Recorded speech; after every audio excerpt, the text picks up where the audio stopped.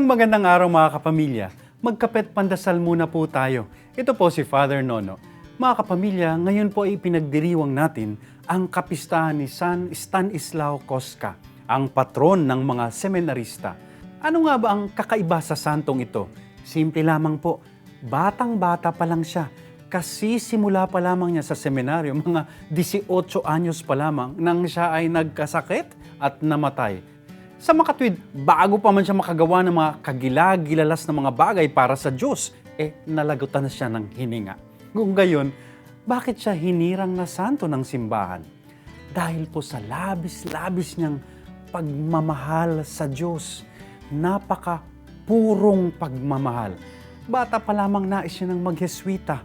Tinalikuran niya ang buhay ng karangyaan. Senador po ang kanyang ama upang tuparin ang pangarap. Para dito naglakad siya ng mahigit 300 milya mula sa Vienna hanggang sa Roma para pumasok sa seminaryo doon. Sa kanyang diary, kitang-kita ang karunungan ni Kostka. Anya, hirap tayong humiwalay sa tahanan, sa bayan, at syempre pagdating ng takdang oras sa ating katawan sa kamatayan. Subalit ang taong mabuti, hindi nahihirapan dahil hinahangad niya pa nga ang makauwi sa tunay niyang tahanan, sa tunay niyang bayan, sa kaharian ng Diyos. Ikaw, kapamilya, may gayong pagmamahal ka rin ba sa Diyos, katulad ni San Stanislao Kostka? Amen.